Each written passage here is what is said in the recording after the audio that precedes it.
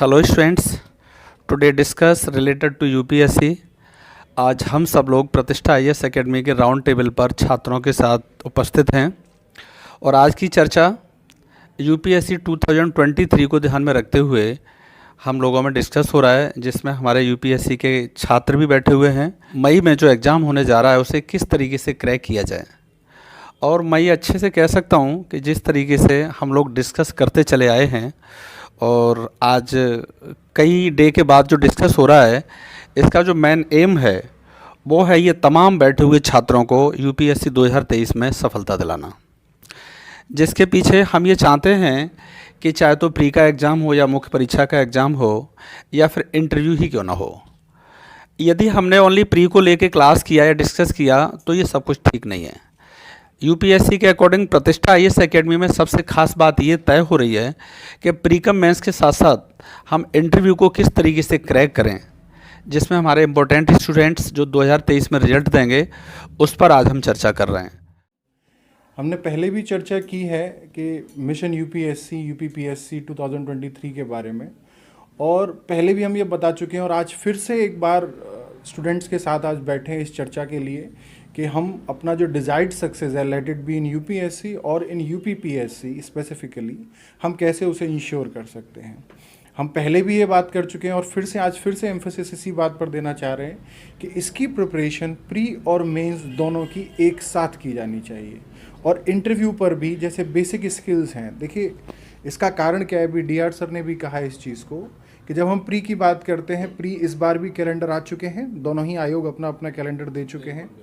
Pre के लिए भी डेट दी जा चुकी है, मेंस के लिए भी डेट आ चुकी है। उन दोनों के बीच का जो टाइम डिफरेंस है वो बहुत ज़्यादा नहीं है। वो इतना नहीं है कि हम पहले प्री परीक्षा को पास कर लें फिर हम सोचें कि हम मेंस का प्रिपरेशन कर लेंगे। That is not going to be a successful kind of a feature. हमें क्या करना चाहिए कि प्री और मेंस दोनों को एक साथ रख के चलना होगा, और ताकि हम अपना जो डिज़ायर्ड सक्सेस है हम उसको इंश्योर कर सकें। हम पहले भी ये आप हमारे सारे स्टूडेंट्स जानते हैं, और जो नहीं जानते हैं वो समझ लें कि इंटरव्यू का वेटेज है, इंटरव्यू का वेटेज है, यूपीएससी हो या यूपीपीएससी हो। यूपीपीएससी में चलिए छोटा है, 100 मार्क्स का है, लेकिन यूपीपीएससी में 275 मार्क्स का है। Other than marks, it also relates to your position and your rank. आपको किस तरह का जो आपको पोजीशन मिलने वाला है, या किस तरह की आपको रैंक मिलने वाली है, या किस तरह का आपको, जैसे हम कहते हैं यूपीपीएससी में आप बेशक आप अच्छी रैंक्स में हैं, लेकिन अगर आपकी डिज़ायर्ड स्किल्स वहाँ फिट नहीं कर रही हैं तो आपको सचिवालय भेज दिया जाएगा। You wouldn't be getting SDM और those kind of post which where you have to work in the field with the public. तो ये चीज़ें ऐसी नहीं है कि हम ना ही किसी भी टीचर के पास, कोई भी चाहे टीचर हो, हम हो या कोई भी हो, कोई मैजिक स्टिक नहीं होता है कि हम एक दिन ऐसे करेंगे और you will be getting all those skills. That persona, that personality, वह व्यक्तित्व धीरे धीरे विकास होगा उसका, और उसके लिए ये ज़रूरी है कि हम डे वन से ही सारी चीज़ों को एक साथ लेकर चलें, जिससे कि बच्चे का एक सर्वांगीण विकास हम कर सकें। क्योंकि यूपीएससी या यूपीपीएससी आपको आईएएस या एसडीएम नहीं बनाने वाला है, आप अपनी जर्नी में बनेंगे, वो केवल आपको चेक करेगा और अपना ठप्पा लगाएगा। तो इसी चीज़ पर आज चर्चा रखी गई है कि किस तरह से हम और आगे की प्रिपरेशंस करें, और आज छात्रों के साथ हम बैठे हुए हैं ताकि छात्रों के साथ जो भी परेशानियां आ रही हों, हमारे करंट एग्जिस्टिंग स्टूडेंट्स को, जो भी व्यूअर्स हमें देख रहे हैं उनको, तो वह भी उनको भी हम रिजॉल्व करने का आज प्रयास करेंगे।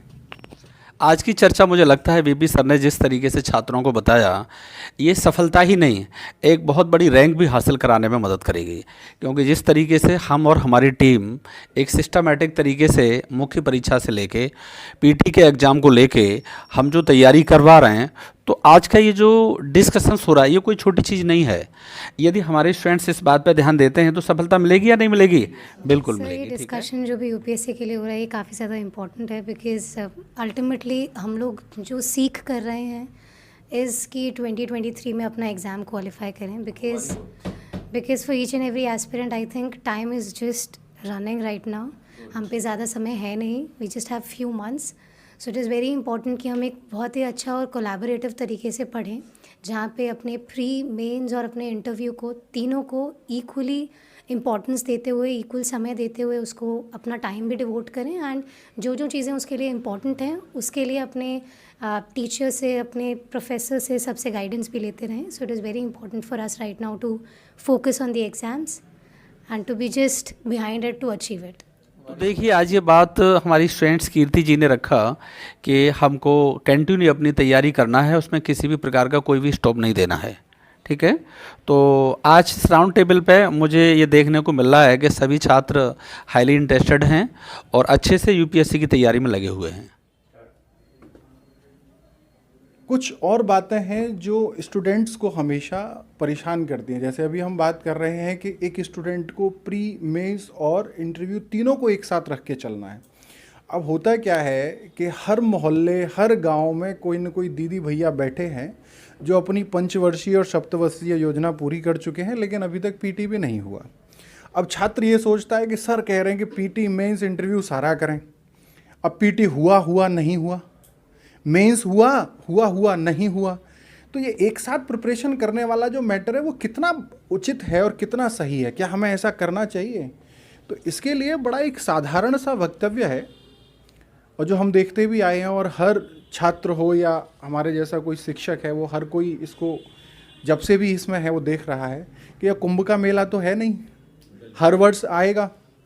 तो आप पीटी और मेंस और इंटरव्यू तीनों की जब प्रिपरेशन एक साथ करते हैं तो आपका ये अटेम्प्ट अगर मान लीजिए थोड़ा 19-20 हो भी गया है तो आपके अगले अटेम्प्ट को और स्ट्रॉन्ग ये करता है. ये प्रिपरेशन का सबसे बेस्ट तरीका है. आप पीटी पे सिर्फ फोकस करेंगे, मेंस को छोड़ करके, इंटरव्यू को छोड़ करके चलेंगे, कामयाबी आपको नहीं मिलने वाली. बार बार वही पंचवर्षीय, सप्तवर्षीय योजना बनाने की तरफ आप आगे बढ़ जाएंगे. तो उसके लिए ये ज़रूरी है कि आप जब से भी प्रिपरेशन अपना शुरू कर रहे हैं, तीनों ही जो परीक्षा के पड़ाव हैं तीनों, उनको एक साथ ध्यान में रखते हुए करें. आप ये ना सोचें कि आप कहाँ तक पहुँच पाएंगे. पॉइंट ये नहीं है, पॉइंट ये बिल्कुल भी नहीं है कि आप उस परीक्षा में कहाँ तक पहुँचेंगे. पॉइंट ये है यहाँ पर कि आपकी जो मेहनत है, जो आपका जो कार्य है, जो आपका जो जर्नी है, वह सफलतापूर्वक उस ओर चल रहा है कि नहीं. एक बार पीटी नहीं होगा, दोबारा होने वाला. कौन सा कुंभ का मेला है कि 12 साल बाद आएगा? होगा कि नहीं होगा? डियर स्टूडेंट्स, आज सबसे बड़ी समस्या ये है कि भारत के छात्रों में ये चिंतित हैं. मैं ये देख रहा हूँ, बड़े क्लास में जाता हूँ तो बच्चों से यही डिस्कस होता है कि यूपीएससी 2023 पीटी कैसे क्वालिफाई होगा. तो आज ये जो डिस्कस हो रहा है हम लोगों के बीच में वो वही है कि मुख्य परीक्षा और इंटरव्यू की आज बात नहीं होगी. आज इस टेबल पर केवल पीटी की बात होगी. देखिए, कुछ बच्चे पीटी एग्ज़ाम की तैयारी करते हैं कि पीटी में फैक्ट रट लिया जाए और प्री क्वालिफाई हो जाएगा. लेकिन मैं आज ये डिस्कस के माध्यम से आप सब लोगों को बताना चाह रहा हूँ कि जब तक कंसेप्ट क्लियर नहीं होगा आपका फैक्ट तैयार नहीं हो सकता. यानी conceptual knowledge is very necessary for success PT. किसी भी टॉपिक को पढ़ने से पहले ये भारत के छात्रों को मैं संदेश दे रहा हूँ, लगभग 6 लाख लोग इसमें तैयारी में लगे हुए हैं, कि यूपीएससी के पीटी निकालने के लिए आप प्रत्येक कंसेप्ट को तैयार करिए. आपकी टेबल पे जो भी बुक हो रिलेटेड टू मटेरियल वो स्टैंडर्ड लेवल का हो. आप हर टॉपिक को एक गहनता के साथ में तैयार करें, पूरा कंसेप्ट क्लियर करें. और आप अच्छे तरीके से जानते हो कंसेप्ट क्लियर हो जाएगा तो फैक्ट ऑटोमेटिक तैयार हो जाएगा. तो ये बड़ी गलती ना करें कि पीटी फैक्ट के चक्कर में आप पड़े हुए हैं. फैक्ट को रटोगे तो कभी प्री क्वालिफाई हो ही नहीं सकता, और प्री क्वालिफाई अदरवाइज हो भी गया तो मेंस 100% क्वालिफाई नहीं होगा. तो मेरा आप सब लोगों के लिए 2023 के लिए ये संदेश है, ये मैसेज है प्रतिष्ठा आईएएस एकेडमी के माध्यम से कि आप पीटी के लिए कंसेप्ट को जरूर पढ़ें. कंसेप्ट क्लियर हो जाएगा तो फैक्ट ऑटोमेटिक तैयार हो जाएगा.